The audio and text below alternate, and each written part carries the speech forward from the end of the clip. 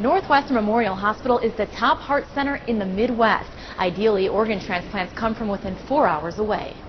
In Wisconsin, there are currently 1,600 names on the organ donation transplant list, and every 13 minutes, a new name is added. Currently, there are only 3 Gold LEED certified healthcare projects in the country, and Aspirus will be the only one in Wisconsin. A few miles down the road at Rib Mountain Elementary School, students dressed up and tuned in to watch history unfold. Gina's goal was 200 pajamas. She ended up with 200 garbage bags filled with 1,300 pajamas and 1,500 pillowcase care packages. The best part about these Sweet Dreams care packages is that you can be creative. You can use any type of pillowcase, and on the gift tag you want to write whether it's for a boy or for a girl and the size.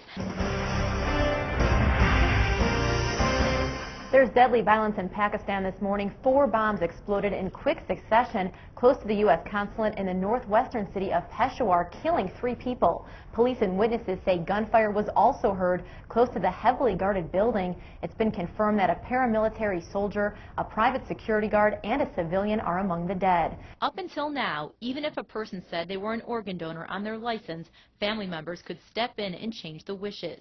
Now, after 2 years of reworking registry rules, Wisconsin has a new law that says consent is the final word. If you say yes at the DMV or through the website, you are making a decision that is considered consent for donation, and that decision cannot be overridden by anyone else, so it is a legal document of gift.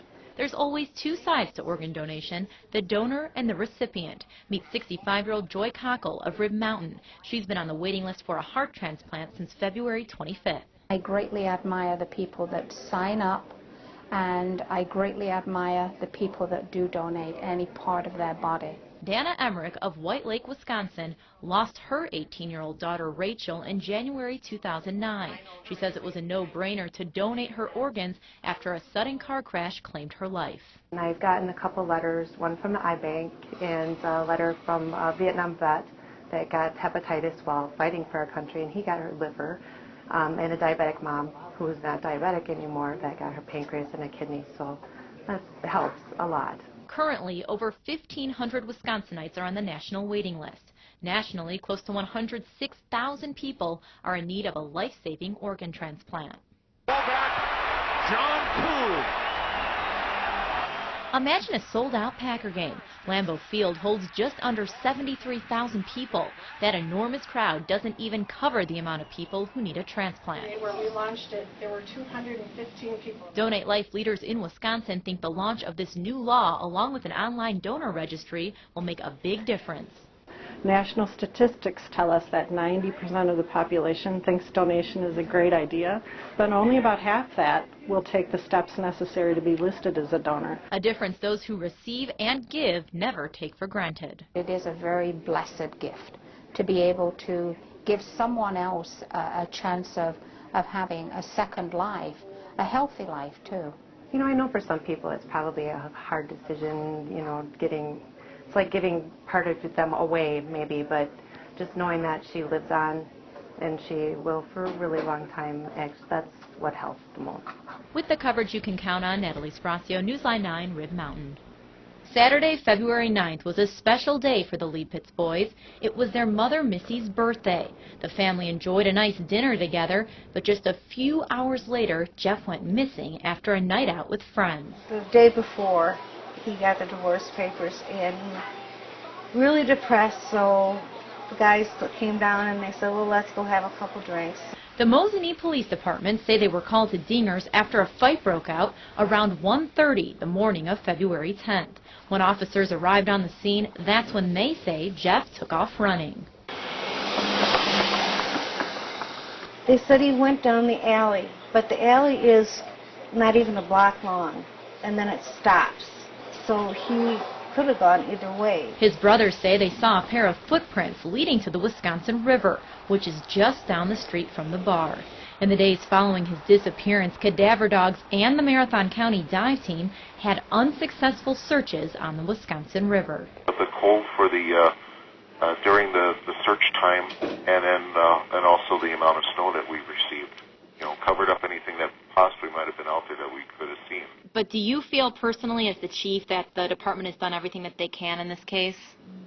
Certainly, I do. I know that there's more that we Jeff's family has even taken matters into their own hands, driving up and down the streets of Mosinee and looking in the woods. I keep telling myself to have hope, but the weather was so cold and all he had on was a light tan jacket and his baseball hat, and that was it. I don't think he would have lasted too long if he would have been injured or passed out or something, or from an injury. As Mosinee police continue to investigate and hours turn to days, Jeff's family still can't believe this actually happened. My brother, if you were his friend, you were his friend forever, and he would do anything for you. He'd be the first one there to help you. He was, if you needed just somebody to talk to, he would be there. And now it looks like he's gone. With the coverage you can count on, Natalie. Well, I may not have the shining armor. I'm just your average man. But I swear I'll love you. 26-year-old Danny Mitchell of Stevens Point moved to Nashville to follow his dreams 2 years ago. This holiday season, he came up with a concert to benefit area nonprofits. I had done a lot of concerts just for the sake of doing concerts, and I thought it would be cool to do a concert that actually gave back to the community. It would give me a good way to play my music, but still to benefit a good cause. He calls it Music on a Mission, and he's playing this weekend at Frame Memorial Church. The pastor, Susan Zenka, is thrilled Danny chose to start his concert series at her place of worship. Danny was a staff pianist at Frame before he left to go to Nashville. And, everybody knows Danny as a virtuoso jazz and pop pianist. Not everybody knows, although our members know, that he also has just impeccable liturgical timing and a really deep spirituality. So he is a fantastic church musician. But I swear I'll love you, baby, I can love you. The money from the concert will go towards the church's community grant program. In the past, donations have helped nonprofits such as Habitat for Humanity and Operation Bootstrap. Danny hopes to raise $3,000. I wish I could do more. I wish, like Susan said, I wish there were more seats. I wish there was more opportunity. But it's funny because I've had people who weren't able to buy tickets just writing me checks for money to give to this cause. So people who can't even come to the concert are still donating to it. So that's really nice. We'll actually go above the original goal. And so I may not have the shining armor. We hope that it'll enable us to give more money to local community organizations.